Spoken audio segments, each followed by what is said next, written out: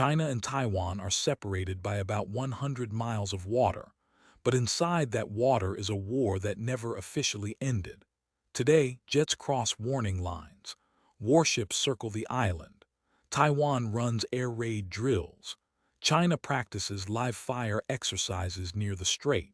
But this story did not begin with today's headlines. It began in 1949 when one army won China and the other escaped across the sea. That retreat left behind a question the world still has not answered. Who gets to decide what Taiwan is? Start with the map. Taiwan sits off China's southeast coast, close enough to be threatened but far enough away that water, weather, and outside navies matter. To Beijing, Taiwan is unfinished business, a part of China that must eventually be reunified with the mainland. To Taiwan's government, the island is already self-governed, democratic, and not ruled by Beijing. To the United States and its allies, Taiwan is also a strategic line in the Pacific, and one of the most important chip-making centers on Earth. That is why this strip of water can make the whole world nervous. The root is the Chinese Civil War. For years, two forces fought over the future of China: Mao Zedong's communists and Chiang Kai-shek's nationalists. In 1949, Mao won the mainland and founded the People's Republic of China. Chiang did not surrender. His government retreated to Taiwan with soldiers, officials, records, treasure, and the claim that it was still the real government of China. So now there were two governments claiming the same country.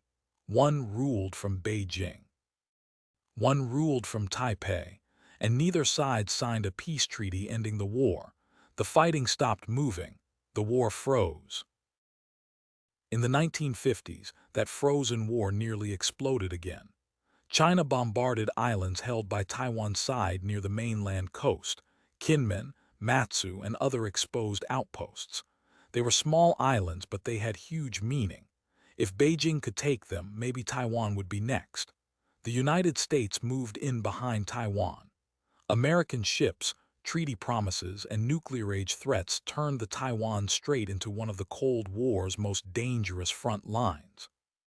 This is the part people forget. Taiwan was protected not only by politics. It was protected by geography, by American power, and by the terrifying risk that one shell could become a much larger war. Then Taiwan itself changed. For decades, Taipei still claimed to represent all of China.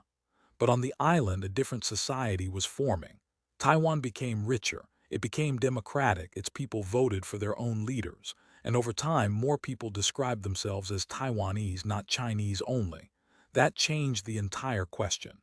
The old question was, which government rules China? The new question became, does Taiwan belong to China at all? For Beijing, that shift is dangerous.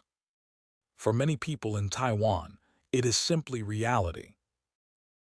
That is why the strait feels so tense now. China's navy is larger. Its missiles reach farther. Its aircraft fly closer. Its leaders say reunification cannot be postponed forever. Taiwan trains for blockade, invasion, cyber attack, and air raids. The United States sells Taiwan defensive weapons, but does not formally recognize it as an independent country. Japan watches because its own islands sit close to the same sea lanes. The world watches because Taiwan manufactures chips that power phones, cars, weapons, data centers, and artificial intelligence. So this is not only about one island. It is about power. It is about identity. It is about technology. And it is about the unfinished ending of a civil war. So when people ask, why does China want Taiwan? The answer is not just strategy. It is memory. It is legitimacy. It is a lost civil war that neither side agreed was truly over.